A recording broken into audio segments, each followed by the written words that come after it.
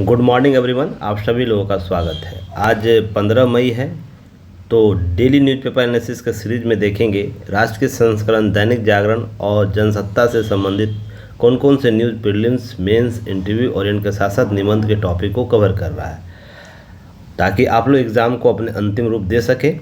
चलिए आज का टॉपिक देखते हैं। बहुत ही महत्वपूर्ण टॉपिक और बहुत ही ज़्यादा टॉपिक आज कवर किया गया है, जिसमें हम लोग आज बात करने वाले उपभोक्ता कानून के दायरे में नहीं आते हैं वकील।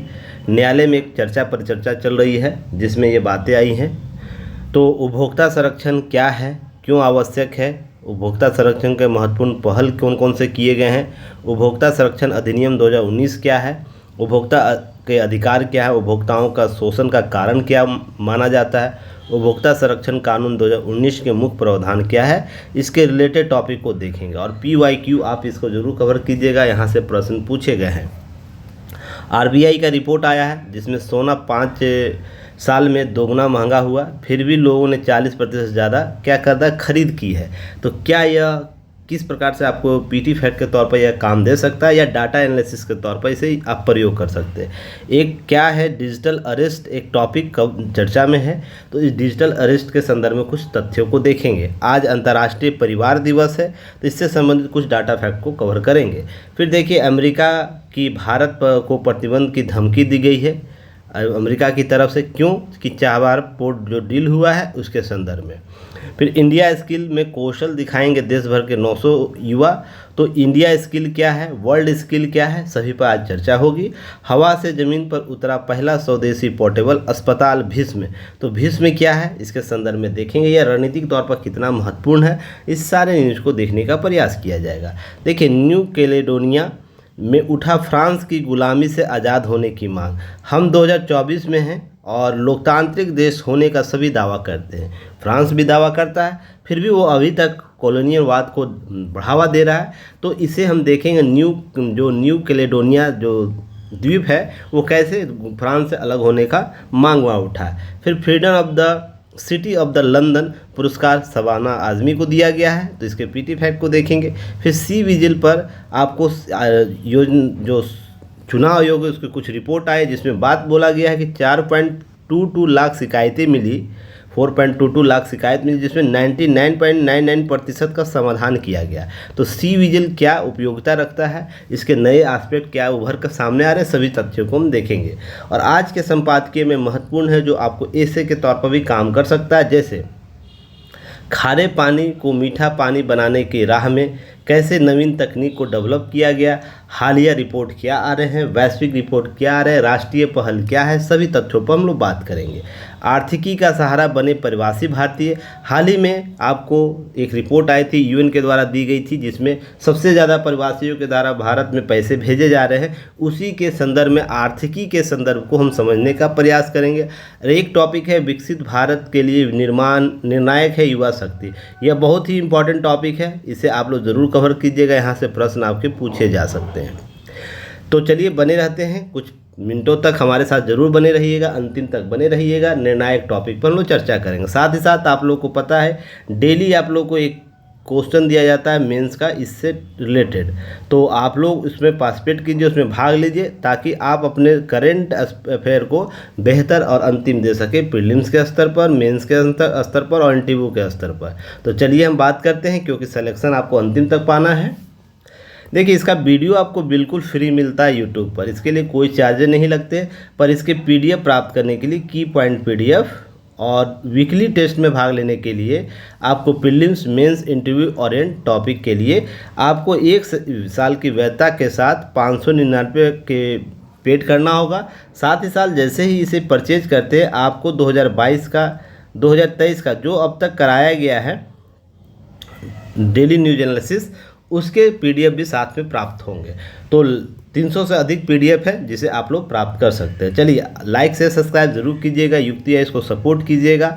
इसे बार कोड को स्कैन करके डाउनलोड कर सकते हैं ऐप, या गूगल आप या तो कमेंट सेक्शन बॉक्स में, डिस्क्रिप्शन बॉक्स में, टेलीग्राम चैनल पर सभी जगह आपको यह सुविधा दी गई है लिंक का, तो आप उसे भी प्राप्त कर सकते हैं। टेलीग्राम चैनल से ज्वाइन कीजिएगा, इससे बार कोड को भी स्कैन करके टेलीग्राम से जुड़ सकते हैं। टेलीग्राम पर MCQ सीरीज चल रहा है, तो आप लगातार विभिन्न टाइम शेड्यूल के साथ विभिन्न टॉपिक पर आप दे सकते हैं, एमसीक्यू में भाग ले सकते हैं। वेबसाइट विजिट कर सकते हैं, जिनको ऐप चलाना नहीं आता है वेबसाइट पर भी आप काम कर सकते हैं। www.uktias.in पर सब्सक्राइब कर सकते हैं, साथ ही साथ बेल आइकन को भी दबाइएगा ताकि सभी नोटिफिकेशन आप तक पहुँचे। चलिए अब हम न्यूज़ पर आते हैं। देखिए, उपभोक्ता कानून के दायरे में नहीं आते हैं वकील। देखिए, वकीलों के विरुद्ध सेवा में कमी की शिकायत लेकर उपभोक्ता अदालत नहीं जाया जा सकता है। वकील उपभोक्ता कानून के दायरे में नहीं आते। सुप्रीम कोर्ट में मंगलवार को अर्थात कल एक अहम फैसले में यह कहा, वकील के विरुद्ध सेवा में कमी की शिकायत उपभोक्ता संरक्षण कानून के तहत सुनवाई नहीं हो सकती, ऐसी बातें की गई है। क्योंकि वकालत जो है अद्वितीय है, विशिष्ट प्रकृति की पेशा है, उसमें किसी और पेशे की तुलना नहीं हो सकती। अब देखिए, यह दो तरीके के, या तो आप दो धारणा को विकसित कर सकते हैं। धारणा क्या हो सकता है, एक लोकतांत्रिक संदर्भ में और एक अलोकतांत्रिक संदर्भ में। लोकतांत्रिक संदर्भ में क्यों है, क्योंकि संरचना स्वयं बनी होनी चाहिए व्यवस्थाओं का, क्योंकि व्यवस्था जो बनाई गई है वो जरूरी है कि लोकतांत्रिक मान्यताओं को स्थापित करने के लिए अपने कार्य दायित्व को बेहतर से कर सके, कार्य और दायित्व को बेहतर से कर सके। हम इस पर अतिरिक्त दबाव नहीं करें, क्योंकि जो प्रक्रिया है, जो हमारे पास इंफ्रास्ट्रक्चर है और जो हमारे पास संस्था है, उसके सीमित साधन है। तो सीमित साधन पर भी हमको लोकतांत्रिक मान्यताओं के आधार पर में न्याय प्राप्त करनी है, इसलिए हम व्यवस्थाओं में बदलाव नहीं कर सकते। दूसरा, अलोकतांत्रिक, हम इसे इसलिए कह सकते हैं कि कब तक हम इसका बहाना करेंगे कि हम एक अद्वितीय और विशिष्ट प्रकृति के पेशा है, क्योंकि उपभोक्ता सेवा की आपूर्ति सभी लोग कर रहे हैं। सेवा की आपूर्ति आज न कल इनको समझना होगा, सेवा की आपूर्ति इम्पॉर्टेंट है, जिसके लिए उपभोक्ता आपको पे कर रहा है। आपको क्या कर रहा है, समयबद्धता के साथ, क्योंकि 1 रुपये का जो मूल्य है, 1 रुपये का मूल्य आपको प्रतिबद्ध करता है, नैतिक बनाता है, किस लिए, कार्य के प्रति। तो यह समझने की आवश्यकता होगी कि हालांकि अभी यह बातें की गई, मैं इसके खिलाफ ना होना, इसके विरोध में, ध्यान रखिएगा, क्यों नहीं, क्योंकि हमारे पास अभी इंफ्रास्ट्रक्चर नहीं है। अगर हम बेहतर करने की कोशिश करेंगे तो हमको इंफ्रास्ट्रक्चर पहले बढ़ाना होगा, वकीलों की नियुक्ति करनी होगी, जजों की नियुक्ति करनी होगी, ताकि हम प्रत्येक व्यक्ति तक न्याय समय के साथ पहुँचा सके। जब तक हम प्रति व्यक्ति समय से न्याय नहीं पहुँचाते, तब तक यह धारणा क्या होगी, इसी प्रकार से आएगी, और यह व्यवस्थाओं में शामिल है। जब तक हम प्रति व्यक्ति न्याय प्राप्त करने के लिए प्रति व्यक्ति हम वकीलों को एक संख्या निश्चित नहीं कर पाते, तब तक ये चीज़ें आपको इसी संभावना के साथ रहना होगा। पर यहाँ पे एक चीज़ ध्यान रखना है आपको, इसके विकल्प आपको और क्या हो सकते हैं। वकील से तो ली गई सेवा व्यक्तिगत सेवा अनुबंध है, इसलिए यह पेशा उपभोक्ता संरक्षण कानून की धारा 242 में सेवा की परिभाषा से बाहर है, क्योंकि यह अनुबंध होता है। क्या होता है, अनुबंध होता है। सेवा की व्यक्तिगत सेवा अनुबंध होता है, एक डिग्री होता है, न कि आपको सेवा के संदर्भ में बातें की जा रही। पर जैसे जैसे मानवाधिकार बदल रहे हैं, मानवाधिकार की प्रकृति बदल रही है, मौलिक अधिकार की प्रकृति बदल रही है, तो आने वाले समय में क्या होगा कि आपको भी इस धारणा अनुबंध के कॉन्सेप्ट को बदलना होगा। हाँ, ये समय लगेगा ज़रूर, क्योंकि हम इंफ्रास्ट्रक्चर और संरचना निर्माण जब तक नहीं कर लेते तब तक ये समस्या बनी रहेगी। क्योंकि न्याय प्राप्त करने के लिए केवल न्याय सुनने के लिए नहीं होता है, उसके लिए इंफ्रास्ट्रक्चर सभी आयाम बनाने होंगे। आपको जजों की नियुक्ति करनी होगी, जजों के बाद वकीलों की नियुक्ति होनी चाहिए, वकीलों की जो सरकारी वकील होते हैं, उसके बाद इंफ्रास्ट्रक्चर अर्थात आवासीय अर्थात सुनवाई करने के लिए उपयुक्त पैनल होना चाहिए। इसी तरह से इंफ्रास्ट्रक्चर के लिए और भी अन्य इंफ्रास्ट्रक्चर की आवश्यकता है। तो इस प्रकार से हम सर्किल में काम जब तक नहीं करेंगे ये नहीं हो पाए। पर यहाँ पर ध्यान रखिएगा, उपभोक्ता संरक्षण की बात ज़रूर हो रही है, उपभोक्ताओं के कानून की बात हो रही है, तो राष्ट्रीय उपभोक्ता विवाद निवारण आयोग की बात हो रही है। तो आपको यहाँ से प्रश्न पूछा जा सकता है कि क्या है, ठीक है ना। तो चलिए इसके संदर्भ में हम बात करेंगे कि उपभोक्ता संरक्षण क्यों आवश्यक है। सबसे इम्पोर्टेंट है कि हम और के लिए उपभोक्ता संरक्षण क्यों आवश्यक तत्व के तौर पर हम देख सकते हैं। ये देखिए प्रीलिम्स के स्तर पर भी, मेंस के स्तर पर भी, और ख़ासकर इंटरव्यू में ध्यान रखिएगा। जब आप इंटरव्यू में जाइएगा, यहाँ से शॉर्ट क्वेश्चन, क्रॉस क्वेश्चन पूछे जाते हैं।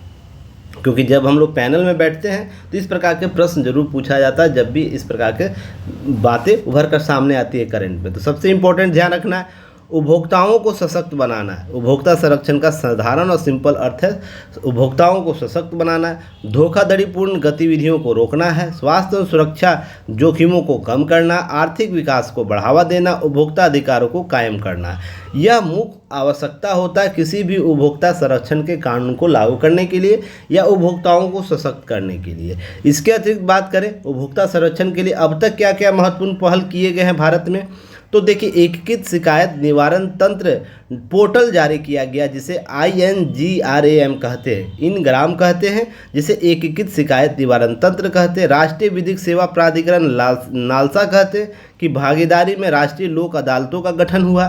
उसके बाद उपभोक्ता संरक्षण अधिनियम 2019, हालांकि उससे पहले भी उपभोक्ता संरक्षण अधिनियम थे, पर उपभोक्ता संरक्षण अधिनियम नवीनतम अधिनियम है, तो इसी पर हम चर्चा करेंगे। अब देखिए उपभोक्ता संरक्षण अधिनियम 2019 है क्या, इसे समझिएगा।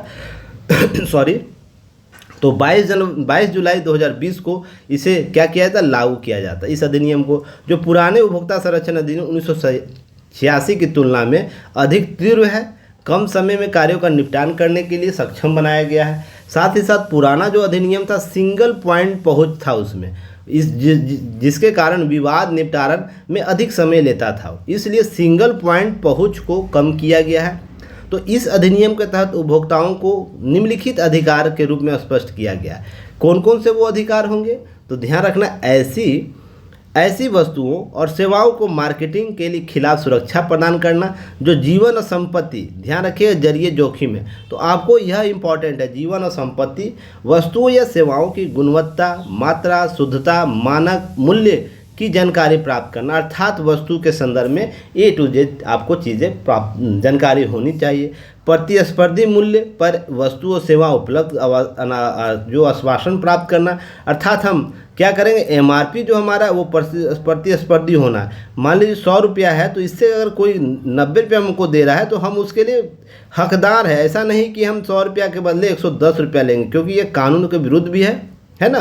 तो इसलिए प्रतिस्पर्धी व्यवस्था होनी चाहिए, ऐसा यह अधिनियम कहता है। अनुचित या प्रतिबंधित व्यापार की स्थिति में मुआवजे की भी बात होती है। किसी प्रकार का घोटालेबाजी हो जाता है उसके साथ, उसके बाद क्या कहते हैं, धोखाधड़ी हो जाता है, तो क्या करना, उसके लिए मुआवजे का प्रावधान भी करना है। अब इसके अतिरिक्त हम क्या करते हैं, उपभोक्ता के अधिकार क्या है इस एक्ट के तहत, तो सूचना का अधिकार। देखिए यहाँ से प्रश्न पूछे गए हैं PYQ, UPSC में प्रश्न यहाँ से पूछे गए हैं मेंस में। अब जाके क्वेश्चन देखिएगा, सूचना का अधिकार है, चयन का अधिकार है, क्षतिपूर्ति निवारण का अधिकार है, उपभोक्ता शिक्षा का अधिकार है। इस एक्ट के तहत 2019 के एक्ट के तहत इतने अधिकार दिए गए, आपसे प्रश्न में पूछे जा सकते हैं। फिर हम बात करें उपभोक्ता संरक्षण, जो उपभोक्ताओं के शोषण का कारण क्या है, सीमित सूचना, सभी लोगों तक सीमित सूचना नहीं पहुंच पाती है। सीमित आपूर्ति है, हम अधिक लोगों तक आपूर्ति नहीं दे पा रहे। इस कानून का सीमित प्रतिस्पर्धा स्वरूप है। अपनाए हुए साक्षरता की कमी है, अर्थात हम कानूनी साक्षरता की कमी है। और उसके बाद साक्षरता तो संदर्भ में हम समझ ही रहे हैं कितना कम है, गाँवों तक, ग्रामीण इलाकों तक, पिछड़े इलाकों तक, शहरों के विभिन्न लोगों तक। आप और हम जो पढ़े लिखे होने का दावा करते हैं उनको भी उपभोक्ता संरक्षण के बारे में कानून नहीं पता है, इसलिए आपको यह समझने की आवश्यकता है। अब 19 का जो एक्ट है उसके मुख्य प्रावधान क्या है, तो उपभोक्ताओं को परिभाषित किया गया। ई-कॉमर्स में अनुसूचित व्यापार अभ्यासों का नियमन संबंधी कानून बनाए गए। उत्पादों की क्या है जिम्मेदारी दी गई, प्रोडक्ट लेबिलिटी की जानकारी जिम्मेदारी दी गई है। केंद्रीय उपभोक्ता संरक्षण प्राधिकरण का गठन किया गया, सेंट्रल कंज्यूमर प्रोटेक्शन अथॉरिटी, जिसे CCPA कहते हैं। उपभोक्ता विवाद निवारण कमीशन बनाया गया, कंज्यूमर डिस्प्यूट जो रेडिशनल कमीशन, आपको CDRCS का गठन किया गया। उपभोक्ता विवाद निवारण कमीशन का गठन किया गया है। इस प्रकार से उपभोक्ता संरक्षण अधिनियम जो 2019 है इसके तहत महत्वपूर्ण प्रावधान किए गए हैं। अब इसके अतिरिक्त जुर्माना है, देखिए भ्रामक विज्ञापन अगर देते हैं उसके लिए जुर्माने की राशि बनाई गई है।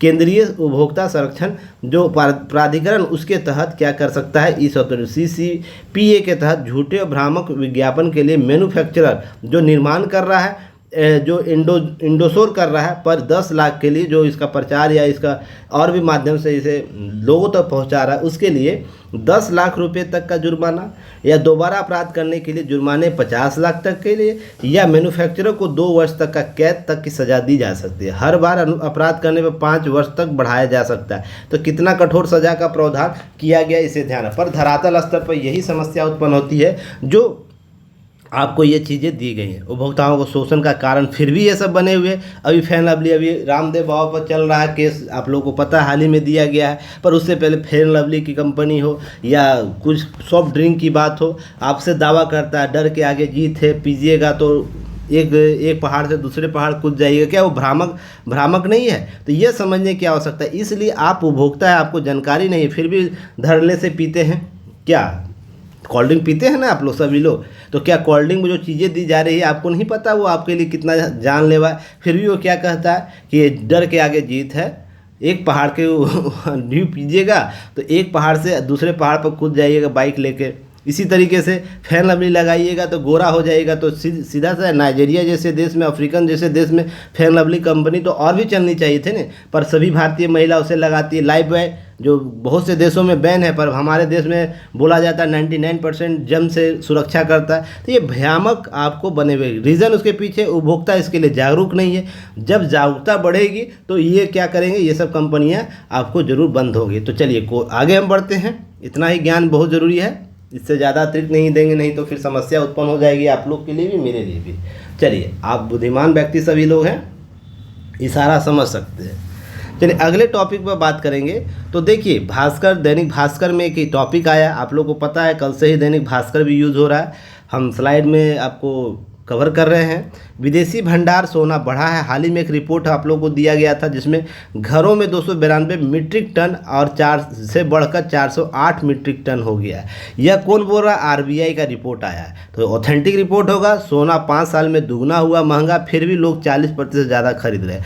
पिछले 5 साल में सेंसेक्स से ज़्यादा सोने रिटर्न दिए हैं। ध्यान रखिएगा, 1 साल में 18% तक सोना रिटर्न दिया आपको। ध्यान रखिएगा, 5 साल में 17%, सेंसेक्स 14%, एफडी कितना दिया है? 5%। इसलिए सभी आंकड़े सालाना रिटर्न के आधार पर सोना में इन्वेस्ट आप कर सकते हैं।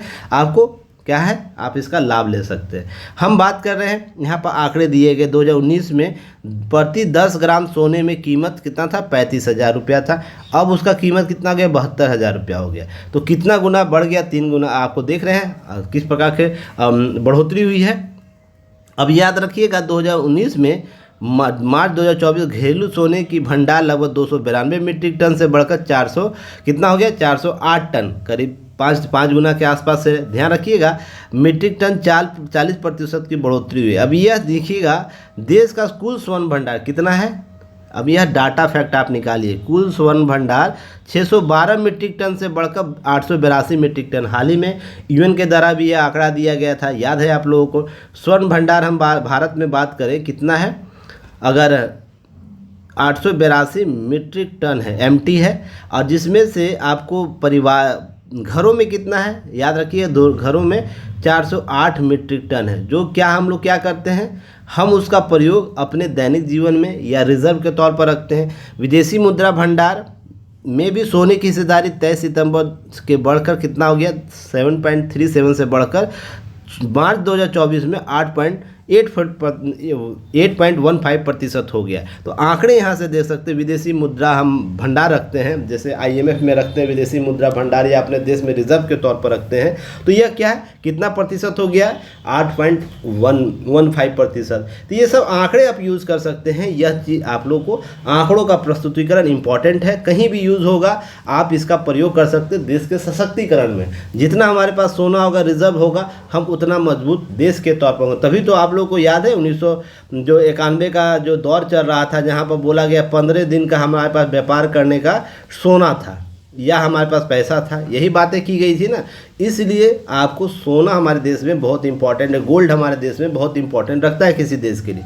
अब इसलिए बढ़ते जा रहे हैं सोने के भाव। युद्ध का कारण है, मौद्रिक नीति का कारण है, बड़ी खरीद की बात होती है। अगर हम युद्ध की बात करें, रूस यूक्रेन युद्ध चल रहा है, इजराइल हमास युद्ध कर रहा है, इजराइल ईरान का तनाव चल रहा है, जिसके कारण यह मांगे बढ़ी हैं। क्योंकि सप्लाई चेन प्रभावित हुआ। मौद्रिक नीति की बात करें तो फेड द्वारा ब्याज में कटौती की उम्मीद का असर है, इस कारण मौद्रिक नीति भी प्रभावित हुआ है सोने को बढ़ावा देने के लिए। अब खरीद बिक्री दुनिया में केंद्रीय बैंक बड़े पैमाने पर सोना खरीद रहे हैं, क्योंकि यह बेहतर रिटर्न वाला, बेहतर स्थायित्व वाला चीज़ें देता है। इसलिए आप देखते होंगे, अगर सोने प्रोडक्शन की बात करें तो ध्यान रखिएगा, मुझे कुछ कॉमेंट सेक्शन में उत्तर बताइएगा।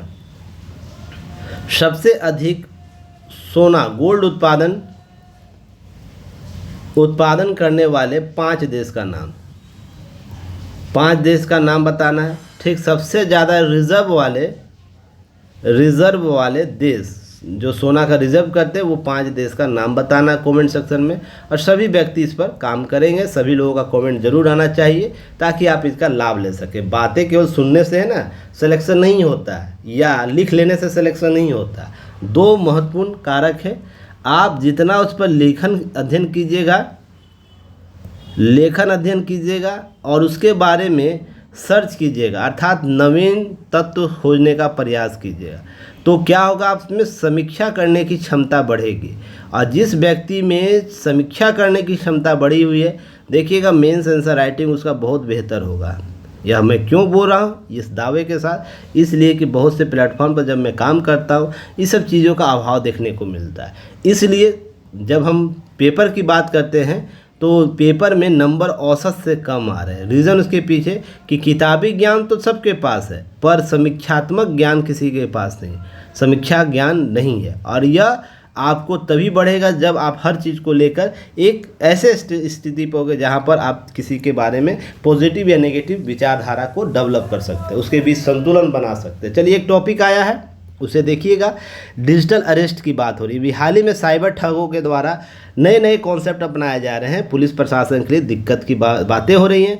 देखिएगा कि यहाँ पर अपनाया जाए, इसमें ठगी का नया तरीका अपनाया गया। डिजिटल अरेस्ट का मामला में ठग किसी भी सरकारी एजेंसी का अफसर स्वयं को बनाते हैं, पुलिस अफसर बताकर वीडियो कॉल करते हैं, जिसमें पीड़ित की फ़ोन पर झूठे मामलों में पहले काफ़ी डराया जाता है। कहा जाता है कि आपके ऊपर मामला दर्ज किया जा रहा है, इससे वो घबरा जाता है। इससे वीडियो कॉलिंग के जरिए पीड़ित को घर में बंधक बना लिया जाता है। ठगों द्वारा व्यक्ति 24 घंटे के उसके संपर्क रहने के लिए सर्विलांस पर फ़ोन या वेबसाइट के जरिए नज़र रखी जाती है, ऐसी बातें की जाती है। अपराधी इस दौरान आपको वीडियो कॉल हटने भी नहीं देते और न ही किसी कॉल को करने देते। इस दौरान ठग केस को रफा दफा करने के लिए पीड़ित से पैसे मांगते हैं और लोग उससे रकम भी देते हैं, और इस तरीके से आपको प्रताड़ित करते हैं। बहुत से नए नए डिजिटल ठग का आयाम आ रहा है, उसे समझिएगा। आप लोग भी स्टूडेंट हैं, थोड़ा बच के रहिएगा। अब हम बात करते, देखिए इंडियन जो साइबर क्राइम कोऑर्डिनेशन सेंटर है, जिसमें I4C ने डिजिटल अरेस्ट धोखाधड़ी के जुड़े 1000 से अधिक स्काइप आईडी की माइक्रोसॉफ्ट के सहयोग से ब्लॉक किया है। तो इसी प्रकार देखिए नए नए आयाम उभर रहे हैं, तो नए नए कॉन्सेप्ट आपसे पूछे जाएंगे, तो प्रश्न आपसे पूछा जाएगा। नए नए जो कॉन्सेप्ट आते हैं उसी से प्रश्न पूछे जाते हैं। तो हम किसका सहायता ले सकते हैं? 1930 एक हेल्पलाइन नंबर है। अगर किसी प्रकार से आपको किसी भी व्यक्ति को, आपके सगे संबंधी को आता है, तो इस नंबर पर ज़रूर कॉल कीजिएगा। नेशनल अथॉरिटी को आप कर सकते हैं, क्राइम ब्रांच को आप मेल कर सकते हैं, उसे आप इसे क्या कर सकते हैं, सहयोग ले सकते हैं। यह इसलिए लिखा गया, यहाँ पर दिया गया कि आप इससे जागरूक हो। यह एग्ज़ाम में कितना आएगा नहीं आएगा उससे मतलब मुझे नहीं है, बस है कि आप जागरूक रहें, अपने लोगों को जागरूक रहें, ताकि एक आप सशक्त नागरिक का भी भूमिका अदा कर सकें। देखिए, आज है अंतर्राष्ट्रीय परिवार दिवस। तो अंतर्राष्ट्रीय परिवार दिवस में सबसे ध्यान रखिए, दुनिया के परिवारों का आकार के बारे में सबसे छोटे 2 सदस्यों का परिवार जर्मनी में है, जिसमें माता पिता ही होता है। तो ध्यान रखिएगा। अगर हम वर्ल्ड पॉपुलेशन रिव्यू की बात करें तो दुनिया में सबसे बड़े परिवार सेनेगल में है, जहां परिवारों की औसतन संख्या 8.66 है, लगभग 7 व्यक्ति होते हैं वहां पर। अगर उसके अतिरिक्त हम और भी बात करें तो ध्यान रखिए, ओमान, अफगानिस्तान में परिवार की औसत संख्या 8 है। अगर पड़ोसी देश पाकिस्तान की बात करें, औसत संख्या कितनी है? 6.8% है। जबकि बांग्लादेश में परिवारों में औसत संख्या 4.2 से, नेपाल में औसत संख्या 4.2 है, 25 है, अर्थात लगभग 4 के आसपास इसे मान लीजिए। Germany, Switzerland, Monaco, Sweden, Switzerland जैसे देशों में सबसे छोटे परिवार होते हैं। औसत देश के इन देशों में औसत अगर हम बात करें, औसत परिवार संख्या कितनी है? 2.21, अर्थात लगभग 2 व्यक्ति के आसपास। तो यहाँ पर सबसे सबसे छोटे परिवारों की सूची दी गई है, सबसे बड़े परिवारों की सूची दी है। भारत में कितना औसत समझिए, भारत में औसत आपको कितना परिवार माना गया? भारत में माना गया 5 व्यक्तियों का, एक पिता पुत्र, ध्यान रखिएगा, एक पिता पुत्र और 2 लोगों का, सॉरी 4 लोगों का, मैं भी कंफ्यूज हो गया, 4 लोगों का, एक पिता और माता और पुत्र और आपको पुत्री या पुत्र और पुत्री। तो ध्यान रखिए 4 लोगों को परिवार माना जाता है। अब इसे नए परिभाषा के तौर, इससे पहले 5 लोगों का माना जाता था, अब 4 हो गया है, तो इसे ध्यान में रखिएगा। चलिए आगे हम बात करेंगे। इस दिवस संयुक्त राष्ट्र महासभा द्वारा 1993 में संकल्प के साथ घोषित किया गया अंतर्राष्ट्रीय परिवार दिवस को। 2024 में अंतर्राष्ट्रीय परिवार दिवस का 23वां वर्षगांठ है। ध्यान रखिएगा ये 23वां मनाया जा रहा है। 9 दिसंबर 1989 को अपने प्रस्ताव में महासभा ने परिवार का अंतर्राष्ट्रीय वर्ष घोषित किया था। तो 1986 का अंतर्राष्ट्रीय वर्ष भी घोषित कर रखा है संयुक्त राष्ट्र, इसे भी आप लोग डाटा फैक्ट में ध्यान रखिएगा। और 25 सितंबर 2015 को संयुक्त राष्ट्र के 193 सदस्यों ने क्या किया? सर्वसम्मति से सतत विकास लक्ष्यों को अपनाया। उसके 17 लक्ष्यों में से एक सेट जिसका लक्ष्य गरीबी, भेदभाव, दुर्व्यवहार, रोकी जा सकने वाली मौतों को खत्म करना, पर्यावरण विनाश से संबोधित करना और सभी के लिए आपको विकास के युग के शुरुआत कहा गया। इसमें भी परिवार के संदर्भ को बात की गई है। अब हम 2024 के थीम की बात करें, परिवार और जलवायु परिवर्तन इसका थीम है 2024 का यूएन के अनुसार। चलिए आगे हम बात करें। देखिए चाबहार पोर्ट बहुत ही महत्वपूर्ण डील है, आप सभी लोग जानते हैं कितना महत्वपूर्ण रखता है। जो नए स्टूडेंट हैं उनके लिए देखिए, यह भारत है, भारत के पोर्ट से अरब सागर होते हुए हम क्या करेंगे? ईरान के चाबहार से होते हुए, जंदाहा से होते हुए हम मध्य यूरोपीय मॉस्को तक हम जा सकते हैं, आपको रूस तक जा सकते हैं। इस चाबहार पर जब हम भारत और रूस के संबंध की बात करते हैं, उसके बाद हम यूरोप जाने की भी बात करते हैं। तो इसी के संदर्भ में ध्यान रखिएगा, यह बंदरगाह इम्पोर्टेंट हो जाता है किस लिए? चीन के सीपेक के लिए। इसका क्या प्रतिरूप के तौर पर इसे देखा जाता है। अब यह क्यों है, ध्यान रखिएगा इम्पोर्टेंट, कि भारत और ईरान के बीच चाबहार बंदरगाह को 10 वर्षों के लिए संचालित करने के समझौते पर हस्ताक्षर किया गया, भारत को दिया गया। इसे क्या करना है?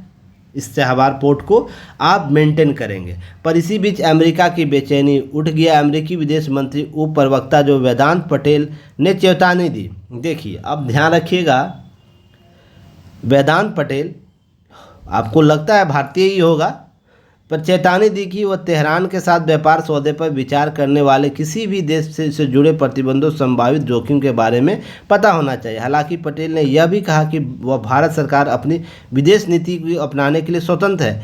यह बातें कर रहा, बस यही कहूँगा कि ईरान पर अमेरिकी प्रतिबंध लगा रहेंगे और हमें उन्हें लागू करने को जारी रखना होगा।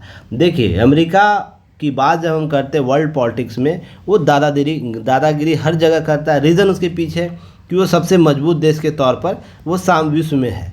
हालांकि अन्य प्रतिद्वंदी उभर के सामने आ रहे हैं, फिर भी अभी अमेरिका वर्ल्ड पॉलिटिक्स में महत्वपूर्ण भूमिका अदा करता है, वर्ल्ड पॉलिटिक्स को कंट्रोल करना चाहता है। तो जहाँ जहाँ अमेरिका की नीतियाँ हैं, अगर कोई देश वहाँ एंट्री करता है ना, वो चीन हो, भारत हो या अन्य कोई देश, उसे बेचैनी होती है। पर भारत के साथ मामला यह है ना, भारत एक लोकतांत्रिक देश है और लोकतांत्रिक देश केवल नाम का नहीं है कि जैसे फ्रांस लोकतांत्रिक देश होने का दावा करता है और अभी तक वो उपनिवेश को बढ़ावा दे रहा है। उसके उपनिवेश अभी बहुत से देश में है।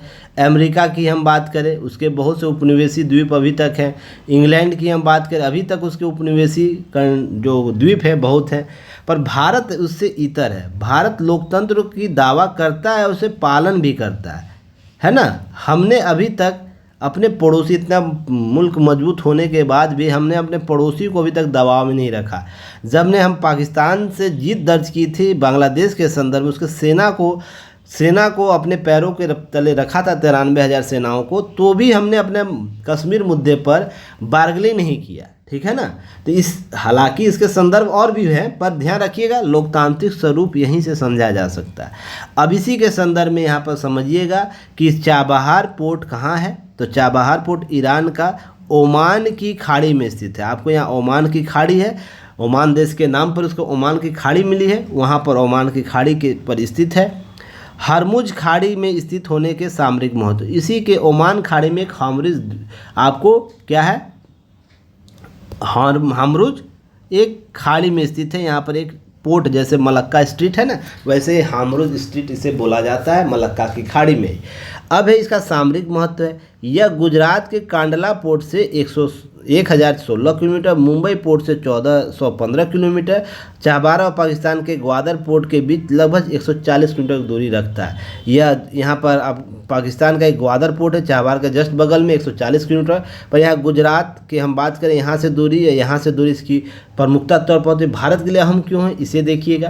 तो ये कितना बेहतर पेपर आप लोगों के लिए देता है कि हर एक टॉपिक को लेकर आपको चर्चा करते हैं। भारत के लिए हम क्यों हैं, फिर INSTC का लाभ क्या होगा, international north south transport corridor जो भारत बनाना चाह रहा है, इस रास्ते से यूरोप जाना चाह रहा है, तो उसके लिए क्या महत्व रखता है। फिर क्या चीन और पाक के सीपेक और ग्वादर पोर्ट प्रोजेक्ट का उत्तर है, यह कितना बेहतर एग्जाम्पल के तौर पर सेट करके दिया। यही आपको मेंस में उत्तर होंगे, मेंस के प्रश्न होंगे, आपको पीटी में भी काम देगा, मेंस में ही काम कर। देखिए मैं हेडिंग लिखना भूल गया यहाँ पर, यह यूपीएससी के जीएस पेपर 2 में आएगा, और ध्यान रखिएगा या इससे द्विपक्षीय संबंधों के संदर्भ में बात होगा। अगर हम बीपीएससी की बात करें, ये IR वाले पार्ट में प्रश्न पूछेगा, अर्थात पेपर 1 में पूछेगा, तो ध्यान रखिएगा यहाँ से प्रश्न पूछ सकता है।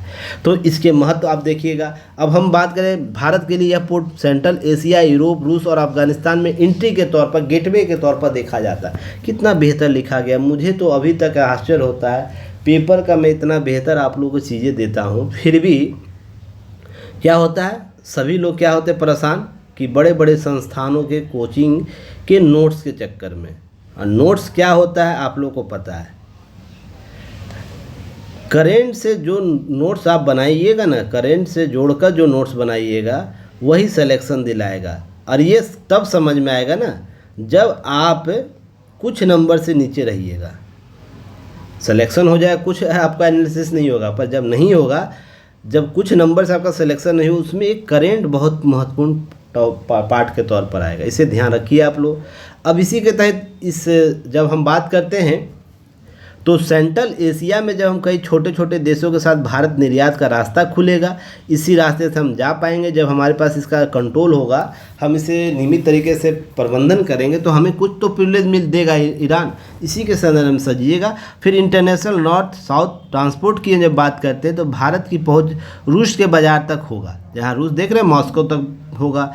यह भारत, अमेरिकी, इजराइल और साउथ के Asia, middle east, Europe economic corridor जो हाल ही में बना है G20 के दौरान, उसके लिए मददगार होगा। ध्यान रखिएगा, इससे इजराइल हमास युद्ध के कारण इसमें देरी हो रही, इससे चाहबार का रास्ता खुलेगा, तेजी आएगी। तो ये दोनों रूप से महत्वपूर्ण होगा, आर्थिक रूप से महत्वपूर्ण होगा। तो ध्यान रखें, भारत से अफगानिस्तान जाने के लिए पाकिस्तान से होकर गुजरना पड़ता है। अगर अफगानिस्तान हमें जाना है, देखिए ये पाकिस्तान है, ये अफगानिस्तान है, तो हमें अगर अफगानिस्तान जाना हो तो हमें पाकिस्तान होकर जाना पड़ता था, या इस रूट का ईरान होकर ही जाना पड़ता था। पर यह लैंड लॉक है अफगानिस्तान कंट्री, ध्यान रखिएगा। तो इसे नया मार्ग खुलेगा, चाहबार के मदद से विकसित होगा। चीन के पाक के सीपेक और ग्वादर पोर्ट का मुकाबला आसान होगा, हमारा नियंत्रण यहाँ होगा, तो हम इस पोर्ट का भी नियंत्रण कर सकते हैं जो ग्वादर पोर्ट पाकिस्तान का है। तो ये सब इंटरनेशनली तौर पर हम क्या करें, मजबूत गेटवे के तौर पर काम करेगा। एक टॉपिक आया स्किल इंडिया, ध्यान रखिए, देश भर में 920 स्तरीय प्रतियोगिता वर्ल्ड स्किल, ध्यान रखिएगा, प्रतिभागी भारत में भाग लेते थे, भारत से भाग लेते। इसलिए इस स्तर पहुंचने के लिए पहले कौशल विकास उद्यमिता मंत्रालय द्वारा 15 से 19 मई 2024 तक क्या करते हैं, नई दिल्ली में यशोभूमि में आयोजित इंडिया स्किल प्रतियोगिता शुरू की जाएगी, जिसमें 58 विजेता का क्या करेंगे, 11 से 15 सितंबर 2024 को फ्रांस के लियोन में आयोजित वर्ल्ड स्किल्स में प्रतिनिधित्व करेंगे देश का। तो यहाँ से जो जीत के जाएंगे इंडिया स्किल में, कौशल प्रदर्शन करेंगे, अपने अपने कौशल जो भी उनके क्षेत्र में होंगे, उसमें 58 विजेताओं को चुना जाएगा। इन 900 युवा राष्ट्रीय स्तर पर प्रतियोगी के तौर पर चयनित हुए हैं, तो उनके 32 राज्यों और केंद्र शासित प्रदेशों के इसमें बच्चे शामिल होंगे। अब ध्यान रखिएगा, इसमें जाएंगे 11 से 15 सितंबर वर्ल्ड स्किल्स में। अब ध्यान रखिएगा, बहुत सी बातें यहाँ दी गई है जिसे आप देख सकते हैं, पढ़ सकते हैं। बाकी महत्वपूर्ण चीज़ें मैंने क्या कर लिया, बुलेट पॉइंट में कवर कर दिया। ठीक है, चलिए आगे हम बात करेंगे। देखिए, वायुसेना ने रचा हवा से ज़मीन पर पहला स्वदेशी पोर्टेबल अस्पताल भीष्म, तो इसका बहुत ही महत्वपूर्ण होगा। तो यह भारतीय वायुसेना द्वारा दैवीय आपदा हो या युद्ध का मैदान, अब किसी भी दशा में लोगों को त्वरित उपचार कराया जाएगा। हम दुर्गम क्षेत्र में भी इस प्रकार की चीज़ें हम बेहतर कर पाएंगे, अपने संसाधनों को पहुंच स्थापित कर पाएंगे। किसी प्रकार युद्ध का मैदान हो, दैवीय आपदा अर्थात आपातकालीन स्थिति हो, वहाँ भी इस प्रकार के पोर्टेबल हम अस्पताल पहुँचा सकते हैं। इसमें ध्यान रखिएगा, मलपुरा डॉपिंग जोन के संयुक्त टीम द्वारा यह प्रयास किया गया। देखिए, इसका नाम क्या रखा गया, battle field health information system for medical services Bhishma portable अस्पताल का परीक्षण किया गया। इस विमान से 1500 फीट के अधिक दूरी से पोर्टेबल अस्पताल को 2 पैराशूट के माध्यम से उतारा गया। सिर्फ 12 मिनट में बनकर तैयार हो गया यह क्यूबनुमा जो अस्पताल था, उसे बनाया गया। देखिए यहाँ पर रखा हुआ है इसके अंदर, इसे ड्रोन आपको गिराया गया ऊंचाई से, या जहाँ गिरा वहाँ पर 12 मिनट में यह अस्पताल बन गया। अब ध्यान रखिएगा, इसे कौन बनाया होगा, व्यक्ति ही बनाया होगा किसी स्पॉट पर। मान लीजिए यहाँ पर युद्धग्रस्त क्षेत्र है, किसी प्रकार का अस्पताल आपदा रहित है, हम वहाँ पहुँच नहीं स्थापित कर, एम्बुलेंस नहीं जा पा रहा है, तो हम XYZ किसी स्थान जगह से इसे लाएंगे और यहाँ ड्रॉप कर देंगे। यहाँ पर जो लोग होंगे इसे फटाफट बनाएंगे और इसको क्या करेंगे, जो प्राथमिक उपचार यहाँ कर सकेंगे। तो यह है, ध्यान रखिएगा, यह प्रोजेक्ट है, उद्देश्य आपदा अथवा युद्धग्रस्त क्षेत्र में गंभीर लोगों को जल्द से जल्द इलाज उपलब्ध कराना। तो यह बहुत ही आपको आने वाले समय में बहुत ही महत्वपूर्ण रूप से प्रायोगिक तौर से रणनीतिक तौर पर महत्वपूर्ण भूमिका अदा करेगा। इसे आप लोग देख सकते हैं, समझ सकते हैं। अब देखिए, यही है न्यू कैलेडोनिया, उठी फ्रांस में गुलामी से आज़ाद होने की मांग। अब देखिए, प्रशांत महासागर में स्थित न्यू कैलेडोनिया लोग फ्रांस की आज़ादी की मांग कर रहे हैं। तो सबसे पहले तो मैप देखिए, मैप में है कहाँ, ये ऑस्ट्रेलिया देख रहे हैं या न्यूजीलैंड देख रहे हैं, उसी के बीच में आपको न्यू कैलेडोनिया है जो फ्रांस का उपनिवेश है। क्लियर है। अब ध्यान रखिएगा, बहुत से देशों के कॉलोनियन अभी तक है, जैसे आपको अफ्रीकी कंट्रियों के आसपास कॉलोनियन है। हिंद महासागर में भी बहुत से देशों का कॉलोनियन है, जिसमें फ्रांस है, अमेरिका है, कॉलोनियन बचा हुआ, छोटे छोटे द्वीप खरीद के रखे हुए, एक प्रकार का कॉलोनियनवाद ही कॉन्सेप्ट वो देखने को मिलता है। अब यह क्यों रखा जाता है, रीज़न उसके पीछे है कि सैन्य प्रयोग के लिए, निगरानी तंत्र के लिए, ठीक है ना, दोनों उपयोग इसमें किया जाता है। अब फ्रांस से आज़ादी उठ रही है, आज़ादी के समर्थक फ्रांस समर्थक बीच में तनाव उत्पन्न हो रहे हैं, ये सब चीज़ें हुई है। अब ध्यान रखिएगा, स्वतंत्रता समर्थक कैलेडोनियन यूनियन पार्टी के अध्यक्ष डेनियल गोवा, नाम इनका रखिएगा, आने वाले समय में यह बहुत ही महत्वपूर्ण से योगदान देंगे इस स्टेट को आज़ाद कराने में, क्योंकि मांग उठ गई है तो धीरे धीरे आज न कल इसको देना ही होगा। रीज़न कि हम 2024 में बात कर रहे हैं, क्या लोकतांत्रिक मूल्यों के, मानवाधिकारों की बात कर रहे हैं हम। अब कॉलोनियनवाद को या इस प्रकार के उपनिवेश हम बना के रखे हुए हैं, किसी द्वीप को खरीद के रखे हुए हैं, कोई देश अपनी शक्ति का प्रदर्शन कर रहा है, ये अब नहीं होगा। क्योंकि जैसे जैसे संस्था मजबूत होगी, UN मजबूत होगा, लोग सशक्त होंगे, पार्टियाँ सशक्त होगी, तो क्या होगा, मांग, सोशल मीडिया प्लेटफॉर्म और भी मजबूत हो रहा है, तो ज़्यादा से ज़्यादा लोग फ्रांस जैसे देश हैं उसमें में फंसेंगे, अपने जालों में फंसेंगे, वो स्वतंत्र करने के लिए मजबूर होंगे। तो ये सब चीज़ें आपको चलेगी, तो इस तरीके से आपको ध्यान रखना है। तो आपसे प्रश्न पूछ सकता है, न्यू जो कैलेडोनिया है कहाँ उसकी अवस्थिति है। क्लियर है। अब है यहाँ पर कुछ बातें लिखी गई जिसे आप लोग देख सकते हैं, पढ़ सकते हैं, यहाँ पर सारी चीज़ें यहाँ पर दी गई है।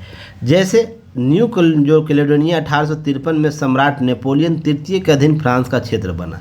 इसे कौन बनाया, नेपोलियन तृतीय के अधीन यह फ्रांस का क्या बना, क्षेत्र बना। और 1957 में सभी को फ्रांसीसी नागरिकता दे दी गई और 1988 में शांति समझौता हुआ। फ्रांस में न्यू जो कैलेडोनिया का पूर्ण स्वायत्तता देने के लिए लगातार 3 जनमत संग्रह कराए गए। 1821 में 3 जनमत संग्रह कराए गए। अधिकांश मतदाताओं ने फ्रांस का हिस्सा बने रहने का विकल्प चुना।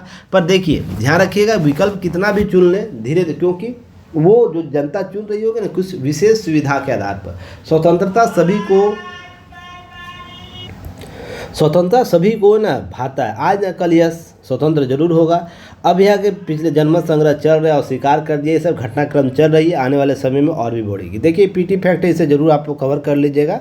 Freedom of the city of London पुरस्कार दिया गया किन्हें, सावना आदमी को। तो ये सब चीज़ें आप ज़रूर देख लीजिएगा। कुछ फैक्ट और भी दिए गए। देखिए केस स्टडी के तौर पर इसे यूज़ कर सकते हैं, या चुनाव आयोग के, अगर चुनाव आयोग को लोकतंत्र मजबूत करने में अगर बात की जाए तो इसका एग्जाम्पल आप दे सकते हैं। जैसे सी विजिल हाल ही में लॉन्च किया गया है, जिसमें कितना आपको आया था 4.22 लाख शिकायतें हैं, जिसमें 99.99% का समाधान कर दिया है। तो निर्वाचन आयोग, चुनाव आयोग जो है, आम चुनाव के आचार संहिता लागू होने पर 14 मई तक उसे कितना शिकायत मिला, इतना मिला है, जिसमें से 4,22,079 की कार्रवाई की गई। आयोग ने बताया 88.7 शिकायतों का समाधान औसतन 100 मिनट के अंदर किया गया।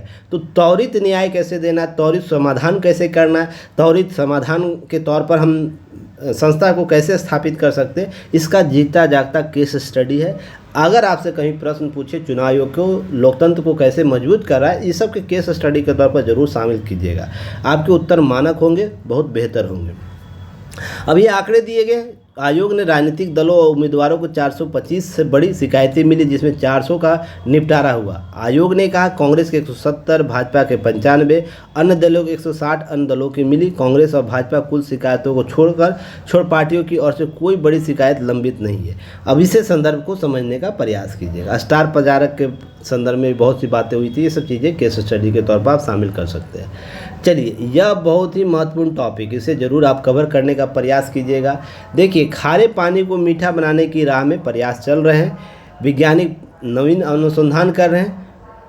तो भारत सहित दुनिया के कई इलाके पेयजल का भयानक संकट पैदा हो गया। दक्षिण अफ्रीका की राजधानी केप टाउन को दुनिया का पहला जल विहीन शहर घोषित किया गया।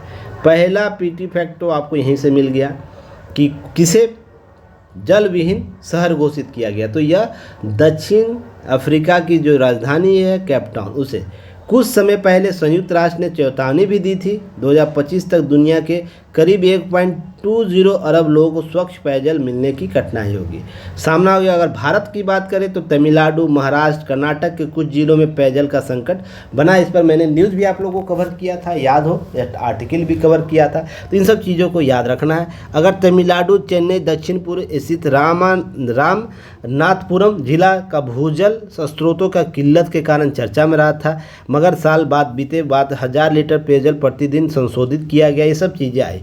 अगर हम बात करें सोलर थर्मल जो ऑस्मोसिस वाटर जो डिजिटलाइजेशन सिस्टम एफओ की स्थापना की गई, और इसके तहत जो आईआईटी मद्रास से इंपीरियल जो संयुक्त उपक्रम स्थापित किए, जिससे हम पेयजल व्यवस्था को सुरक्षित कर सकें।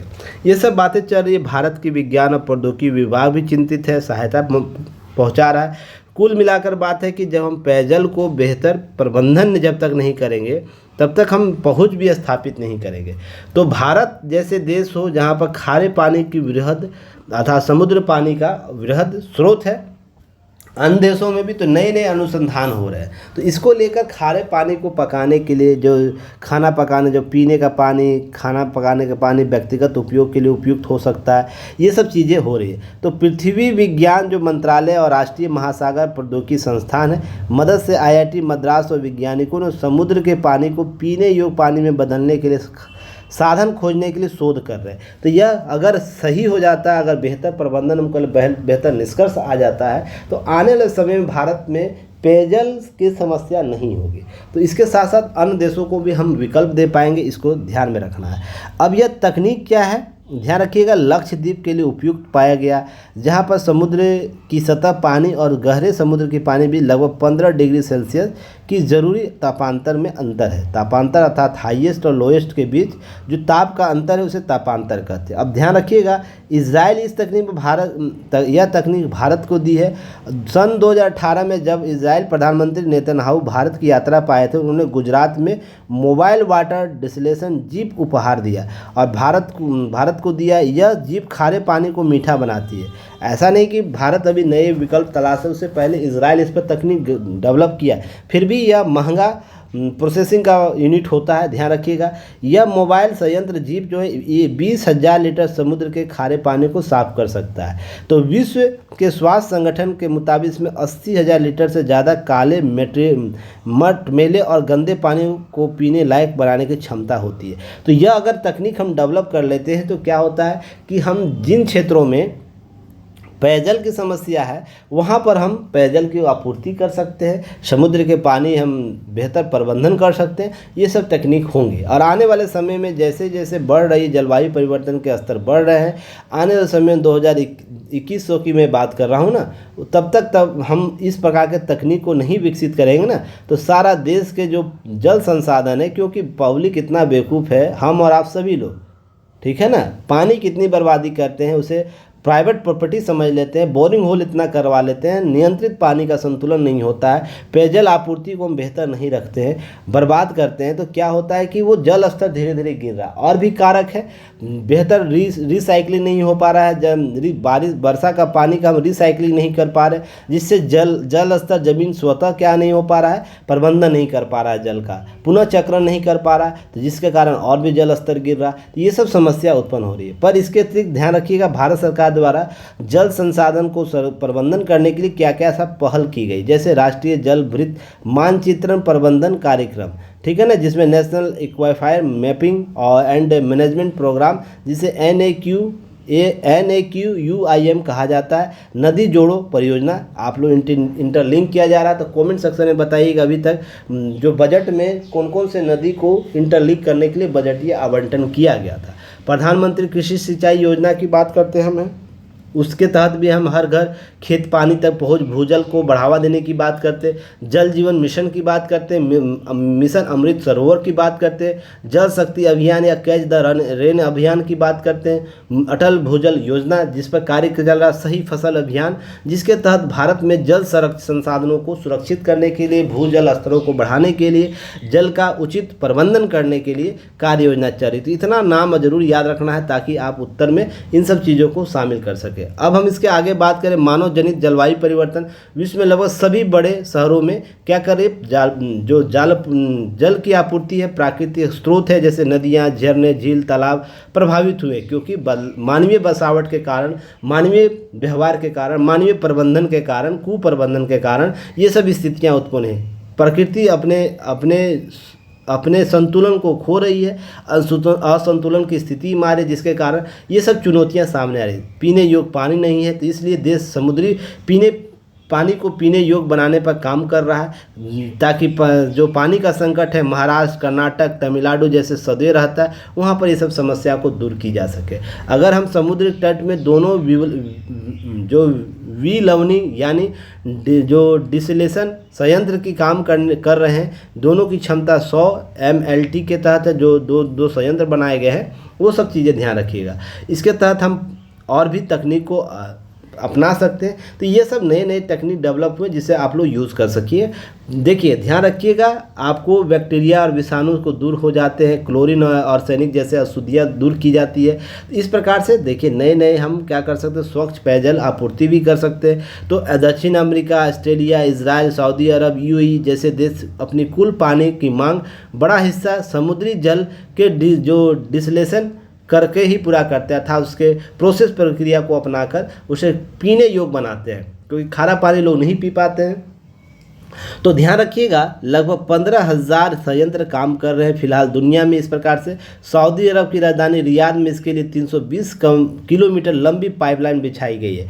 भारत के अंडमान और गुजरात, तमिलनाडु, लक्षद्वीप, आंध्र प्रदेश छोटे 175 संयंत्र चल रहे हैं। भारत में पहला संयंत्र अंडमान में लगाया गया था। ये सब ध्यान रखें। मगर इन उपलब्धियों के बावजूद सवाल यह है कि यह अपनी जगह कि आखिर हम अपने उपलब्ध संसाधन को संरक्षित रखने, संतुलित उपयोग करने के लिए कब गंभीर होंगे। सबसे बड़ा सवाल तो यही है।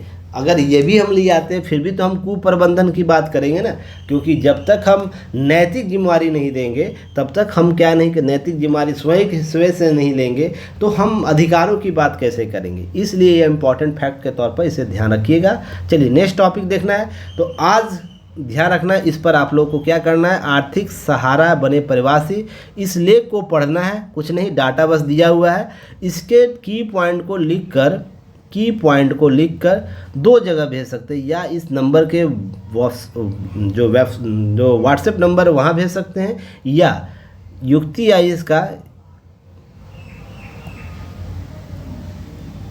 आईएएस का जो है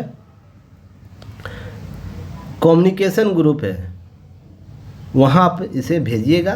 जो लोग ऐप डाउनलोड नहीं किए, ऐप डाउनलोड कर लीजिएगा, इसके की पॉइंट को लिख के भेजिएगा, और निष्कर्ष जरूर होना चाहिए, ठीक है ना। निष्कर्ष जरूर रखिएगा। निष्कर्ष से यह पता चलेगा कि आप इसके संदर्भ में क्या समझते। उससे पहले अगर समीक्षा शामिल कर लीजिए तो और भी बेहतर हो जाएगा। तो ध्यान रखिएगा ताकि हम इससे समझ पाए आप लोग कितना संपादकीयों को समझ पा रहे हैं। केवल मेरे तरफ से ही चीज़ें दी जा रही है, उसी को केवल रट के चीज़ों को शामिल करना चाहते हैं, या आप में भी कुछ विकास हुआ। आप लोगों को पता है जिस दिन ज़्यादा एडिटोरियल होता है उसको एक एडिटोरियल को आपके हवाले कर देते हैं, बाकी को मैं कवर करता हूँ। चलिए फिर कल मिलेंगे एक नए न्यूज एनालिसिस के साथ, तब तक के लिए धन्यवाद। जय हिंद।